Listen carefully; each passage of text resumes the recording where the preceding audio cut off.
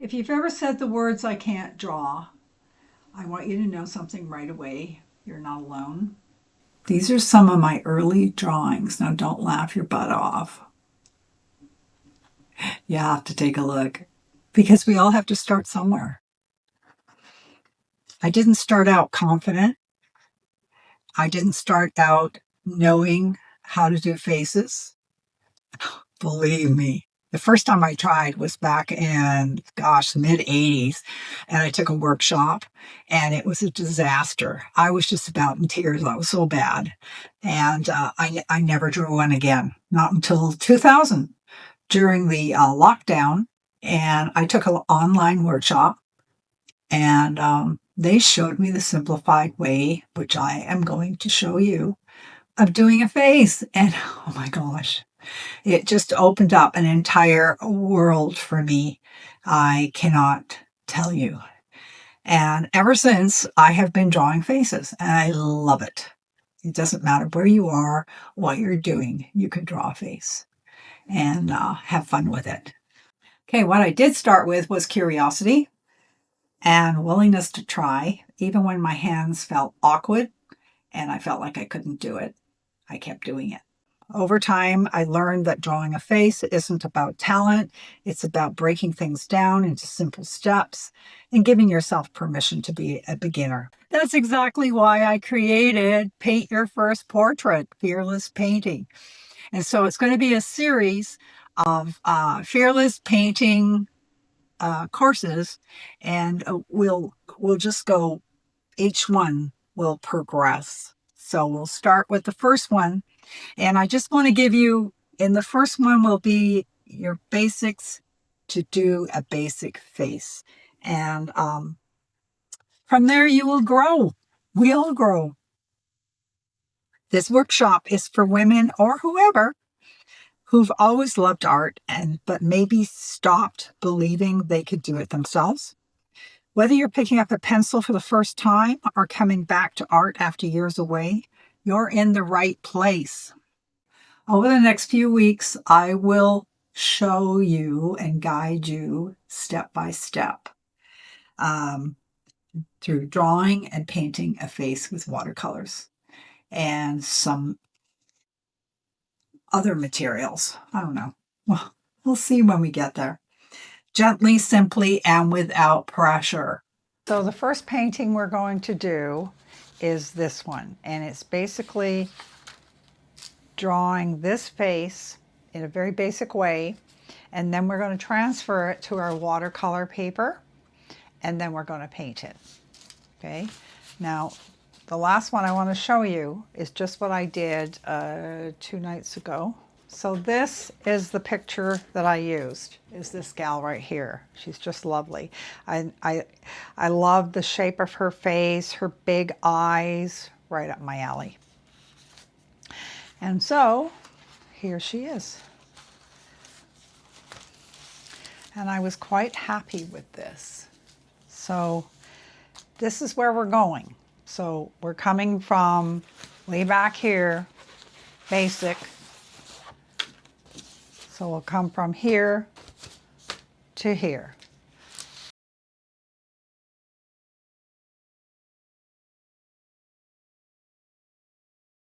For this class, what I'm going to suggest is a HB pencil. This one is a Daler Rowney. It's pretty good. And I have another HB, which is Mars. So they're pretty good quality pencils. And I have my trusty sharpener. I love this thing. It's so great. And you put your pencil in. It will automatically stop when it's good and sharp. Watch this. Okay, this is so cool. And I did a video on this. Look how long that is. It's just unbelievable. It is so long. Prior to that, I had my husband sharpening my pencils for me because none of the sharpeners would work. And they look like this. It was not a good scene. This was like crazy. So And I couldn't keep calling on him to come and help me. This particular one is a Mars Lumographic Black 4B, which is great for doing your irises, not irises, your pupils. So if you need any really dark black spots, this is the one to get. All right, so I'm going to put that there. I have a 3B, and I have a 2B.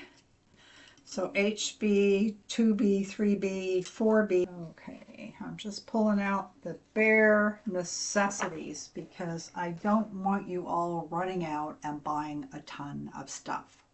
Okay. But this is, if you're going to be serious about drawing, it works for your colored pencils as well as regular pencils, and it's worth it. I put off buying this for years, and I kept seeing them, and I'm thinking, oh, I need to get a better one, and I was using those stupid little hand jobs, you know, and then I also had a little box thingy that ground, and it was a pain. And they didn't get this nice long lead like this. So this was worth the investment, and I think it was like 30 bucks or something like that. Really worth it. So keep that beside your bench. All right, next you're going to need erasers. I like a kneaded eraser. This one is by Faber-Castell. Then I have some random whatever's laying around, so white Prismacolor plastic eraser. These work great too, and a couple other ones. So these are just things that I have, and I'm sure you have them too. There's parts of a kneaded eraser. The other thing you're going to need is a blending stump, and you can buy a set. Buy the ones that are solid. Don't get the ones that are like a cone. You could actually just make one of those yourself, so you don't need to buy them. But yeah, you want ones that are like hard all the way through. You see that? It's like really firm. And if you buy a set, you can clean them like this, and then they're nice and clean. Mine are dirty all the time. I use them for my shading. So see, we've got that cleaned up a little bit. And then you can also sharpen your pencils on these if you want to. So see that? Okay. All right, so there's your tips for the day. I'll put this over here. Okay, another thing to use is a stylus. Now this is pretty handy dandy. I just learned a new technique and I am thrilled. So we will be working with one of these. So if you can get a set of these little stylus, they're like a few dollars. They're not very much. And they come in a few different sizes. But for this, we're going to use the one with the finest tip and the other tip. So that'll work out really good. Is this little magic tool. And it is an eraser, pen eraser. And you press this down and you can actually pull the eraser out. And it's great for doing those little fine areas, like, you know, just cleaning stuff up in tight areas. And then it comes with refills. So these are the refills right here. Okay, and for fine tuning, have a white gel pen, because these come in handy too. They're really great. First, we'll talk about drawing paper. You want to get a good quality drawing paper for doing your actual drawings on. And the reason for this is most papers are a bit too bumpy. Like if you draw on your watercolor paper, first of all, the lines are going to stay there. And they also will damage your paper when you start erasing, and the lines also. So you'll have an indent, depending on how hard you push on the paper. So there are papers that are especially for drawing, because for me, okay, my process is this. I like to draw. I love drawing. And I'm always drawing, and I'll be sitting watching TV and I'll be sketching on a sketch pad, just like random. And Then when I come up with a face, I'm able to trace it and move it over to a final piece, which will be watercolor in the next class. And so here's one I did just sitting on the couch, messing around. And then here's my girl I did, and that was based off a photograph. So, you know, if you're doing all these marks and you're doing it directly on your watercolor paper, it's messy. And all we want to do is capture the actual shape of the face, right? And the shading. And so working on a nice smooth paper is huge. It makes the quality of your work much better. And I mean, if you're working on a bad paper, oh, you'll have a bad drawing. Trust me. This is where tools really matter. Now here's one I did. This is a mixed media rough. And I did her last week. And first of all, they call it mixed media. And you see how buckled? My paper is just totally buckled. And I had done a light sketch of her. And this is a silly K-pop thing I did for my granddaughter. But just that little bit of water, it buckled. So this paper I will just be doing drawings on. It's fairly smooth. So go through your papers and see what you have. You're bound to have some drawing paper in there somewhere. Now this is a mixed media one. Let's see, it is a vellum surface, which means it's smooth, and it's for wet and dry media. And it is, what pound? It's a 300 series, oh, 117 pounds. And you cannot put a lot of water on this either. And this is where I have done sketches, and this is our girl here. So it's good. It's good for drawing on because the smoothness. You can see here, I did a combination. This is this girl, and this is the one we're going to be doing in the workshop. And you can see how I translated that into this. And I will be showing you how to draw this face. And then what we do is we're going to trace it and then transfer it over to our watercolor paper. Let's see, what else we got in here? Don't get hung up on I can't do this because of some rule. There are no rules, trust me. And they say break the rules like an artist, because that's what we do.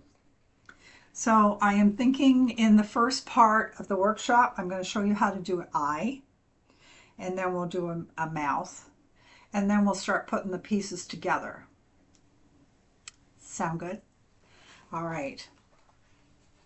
Yeah, just, I mean, you know, you can do this. You can do this. If I can do it, you can do it. Colored pencil or good drawing paper. So here's another brand of drawing paper. It's medium surface, 50 sheets.